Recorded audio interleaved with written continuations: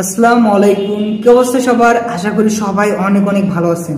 তো আমরা গত ভিডিওতে দেখেছি কিভাবে দ্বন্দ্ব সমাস করতে পারবো। আজকের ভিডিওতে আমরা দেখবো যে কিভাবে দ্বিগু সমাস করতে পারবো এবং 1 সেকেন্ডে আমরা বের করতে পারবো যে এটা দ্বিগু সমাস। ঠিক আছে, জাস্ট ভিডিওটা আপনারা দেখেন, অবশ্যই আপনারা অ্যান্সার করতে পারবেন যে এটা দ্বিগু সমাস নাকি কোন সমাস। তো আমরা স্ক্রিনে দেখেন যে 3টা রুলস দিয়ে রাখছি। শুধুমাত্র 3টা রুলস যদি আমরা শিখতে পারি তাহলে আমরা বুঝতে পারবো যে এটা কোন সমাস, মানে এটা দ্বিগু সমাস হবে কিনা। তো আমরা যদি 3টা রুলস লাগবে না, 2টা শিখলেই এনাফ, বুঝছেন? তো আমরা শুরু করে দিই আজকের ভিডিও। তো প্রথম রুলসে কি বলা আছে? সংখ্যাবাচক শব্দ থাকে, সংখ্যাবাচক শব্দ থাকে। তো কোথায় সংখ্যাবাচক শব্দ থাকবে, কি করতে হবে আমি দেখাই দেবো একটু পর। তারপর কি আছে? ব্যাস বাক্যে সমাহার বা সমষ্টি কথাটা থাকবে। ব্যাস বাক্যে কি থাকবে? সমষ্টি বা সমাহার কথাটি থাকবে। আবার কি আছে? পরপদের অর্ধ প্রাধান্য পাবে। পরপদে অর্থ প্রাধান্য মানে এটা রুলস আমাদের না জানলেও চলবে।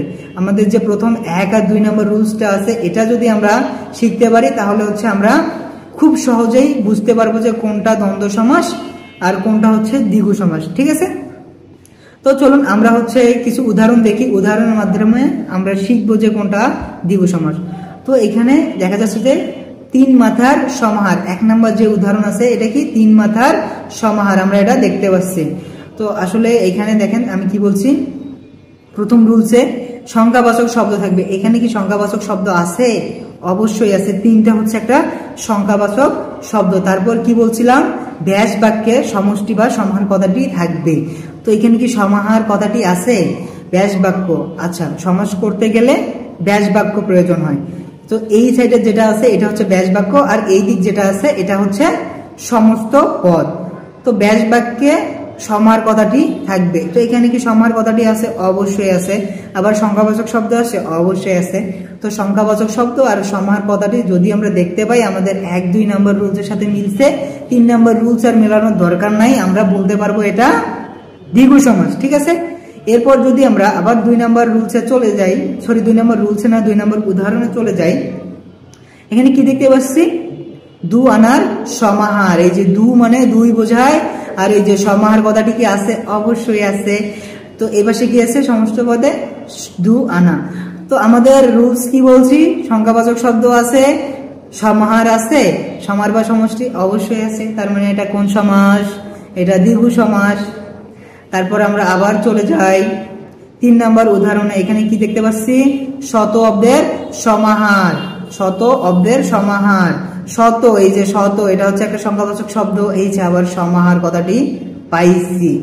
মানে আমরা সংখ্যাবাচক শব্দ দেখব আর সমাহার বা সমষ্টি কথাটা দেখব। এই দুটা যদি পাই তাহলে হচ্ছে চোখ বন্ধ করে আমরা তাকে কি বলতে পারবো? দ্বিগু সমাস বলতে পারবো। আবার যদি আমরা 4 নম্বর উদাহরণে চলে যাই, এখানে কি দেখতে পাচ্ছি? 3 ফলের সমাহার, 3 ফল। এই যে 3টা কি শব্দ না? তারপর সমাহার কি পাইছি? হ্যাঁ পাইছি। তার মানে এটা কি? এটা হচ্ছে আমাদের দ্বিগু সমাস। তো আমাদের আরো একটা সমাস আছে যেটা দেওয়া হচ্ছে সংখ্যাবাচক শব্দ থাকে। ওটা যদি তোমরা শিখতে চাও অবশ্যই অবশ্যই অবশ্যই পেজটা ফলো দিয়ে পরের ভিডিওগুলো ফলো করো, অবশ্যই তোমরা শিখতে পারবা। ঠিক আছে, আজকের ভিডিও এ পর্যন্তই। কারো কোথাও যদি সমস্যা থাকে অবশ্যই কমেন্ট করবা, আমি সব সময় তোমাদের সাথে এসে তোমাদের বলে দিব। কোথাও যদি বুঝতে সমস্যা হয় অবশ্যই কমেন্ট করে জানাবা। সবাই পেজটা ফলো করে দিবা। সবাই ভালো থেকো, সুস্থ থেকো, আল্লাহ হাফেজ।